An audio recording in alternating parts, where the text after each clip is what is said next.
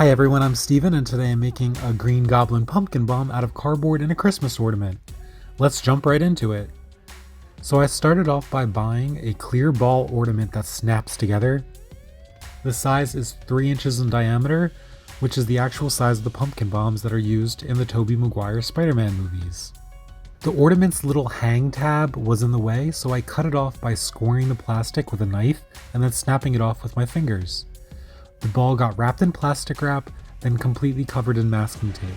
I drew on the designs starting with the circles on top, then the sides, and I was careful with the measurements and I attempted to use math to figure it out so it would all be even and symmetrical.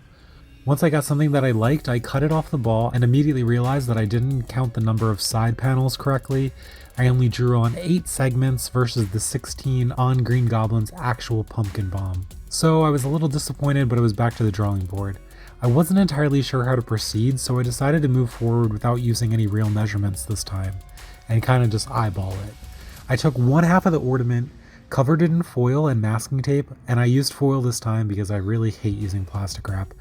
And then I took the other half of the ball and squished it onto the tape covered side at a perpendicular angle. When it's placed this way, this edge only reaches the center of the dome, so I could use the edge as a ruler to draw on a lot of lines. I'm not entirely sure if that makes sense, but hopefully it's clear with what I did in the video. However, if not, leave a comment and I'll do my best to help you guys out. I used the edge to draw segments all over the masking taped portion of the ornament. I tried my best to keep all of these segments even. It didn't necessarily work. However, in the end, 16 segments were drawn onto the ornament. With the lines drawn on, I moved back to the top and I did my best to draw a circle.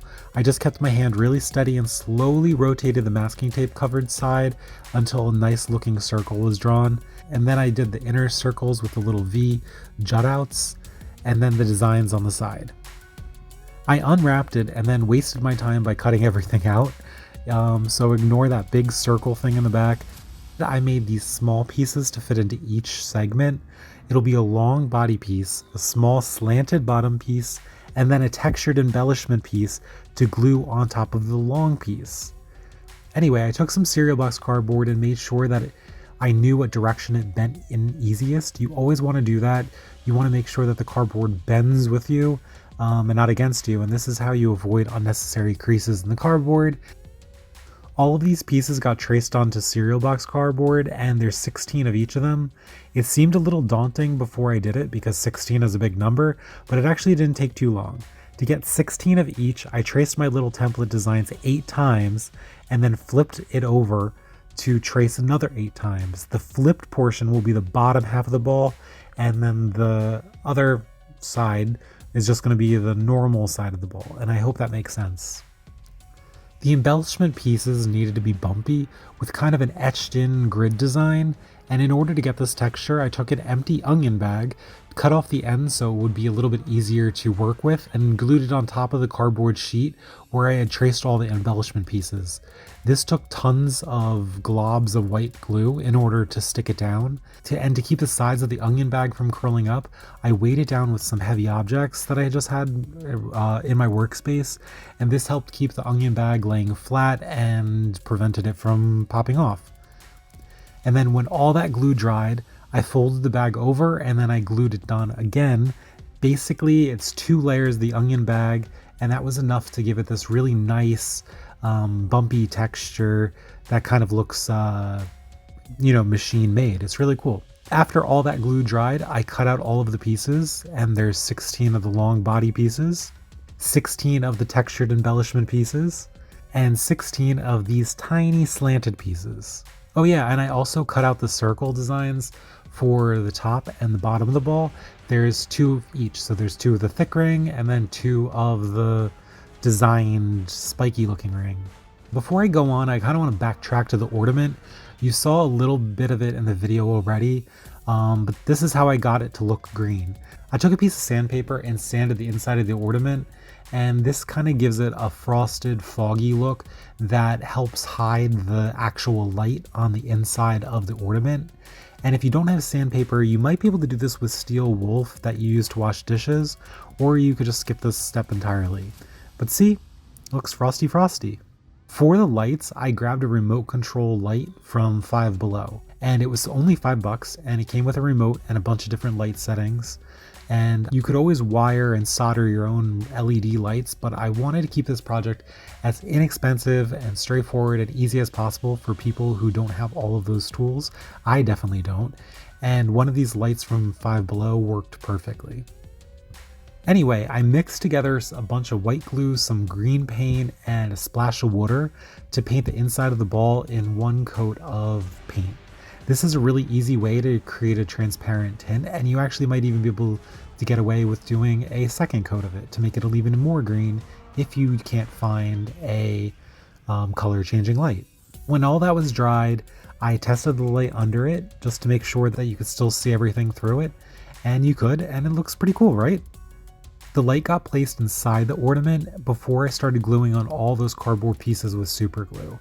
And I started with the circle ring design on top with a little bit of tape to help keep it in place while I glued it in place. And then I moved on to the side pieces, and I glued down a long piece first, and then this small slanted piece right next to it, and then another long piece, and then another slanted piece, and then another long piece, etc., etc. This is where measuring probably would have come in handy for me, but I rushed and I didn't leave enough room for all of the 16 different segments, so I had to overlap them a little bit, and it was a little frustrating, but in the end I figured that was okay because the embellishment piece wasn't glued on yet, and this bumpy textured piece helped cover up all of those overlapped edges and make it look a little bit more clean and professional and legit. And is this perfect? No, definitely not, but I think the effect is good enough that most people won't notice it if you take it to an convention, take some pictures of it, or just have it sitting around on your shelf at home. But if you do this project and make your own pumpkin bomb, just go slow and don't be impatient like me. Anyway, I glued down the sides and then I flipped it over to glue down the remaining 16 segments. Since I didn't measure before, the second side took a lot of cutting and trimming of all these pieces to make sure that they would fit in. So be gentle in the comments. I'm fully aware that it's a little messy looking, but I tried my best. So yeah, this is what it looks like with all those pieces glued on. It's kind of cool, and I really like the bumpy texture. I think it looks kind of really, really cool actually. And I tested the light out and it looked good. And even though there was a lot of super glue on my fingers, I moved right on to painting. All of the cardboard pieces got painted in a layer of black craft paint. I used a tiny brush and did my best to avoid getting paint on the plastic ornament. But if you make this pumpkin bomb yourself and get paint on the plastic, don't worry, it rubs off really easily even when it's dried. After the black paint dried, I grabbed a bottle of metallic copper craft paint and covered all that black in copper. When that paint dried, I needed to add on the finishing touches. The first detail was going to be the little ball lights around the opening at the top of the pumpkin bomb. Originally I had thought that I would have a cutout so light could shine through, but it wasn't really working and I didn't really like that concept. So then I moved on to the idea of making a bunch of tiny little foil balls that I would paint white and then glue on, but they weren't smooth enough. So I thought for a second and I grabbed some leftover oven baked clay that I had laying around and rolled out 16 balls. I stuck them into the oven to bake and then moved on to the second detail, the little screw heads that are on all the bumpy portions of the pumpkin bomb. These are so tiny, so I decided to paint a piece of cereal box cardboard in a dark gray paint and cut out teeny tiny circles from it. I super glued these tiny pieces onto the textured pieces of the pumpkin bomb, and they look like little screw heads. It's kind of cool. As soon as I was done with that, the little balls were ready to come out of the oven. So I took them out of the oven and I painted them in a white craft paint and super glued them onto the rim of the pumpkin bomb. And if you think these balls are a little too big, you're absolutely right. I ended up popping them off and then gluing on smaller ones using the exact same process. So that's roll them out, bake them, paint them, glue, and then gloss. Because I finished them with a gloss glue that dries glossy. But you're going to see all that in a few seconds with the final reveal.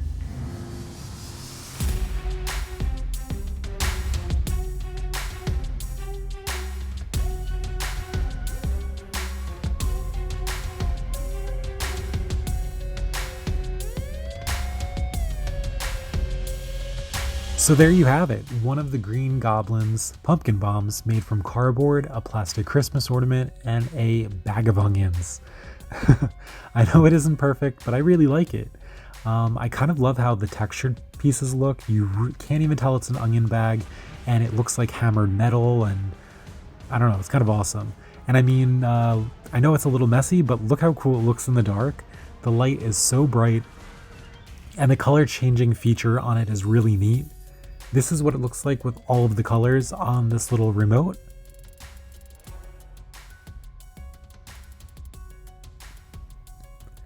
And I prefer it in green, but the red looks really awesome too. It kind of looks like it's about to explode.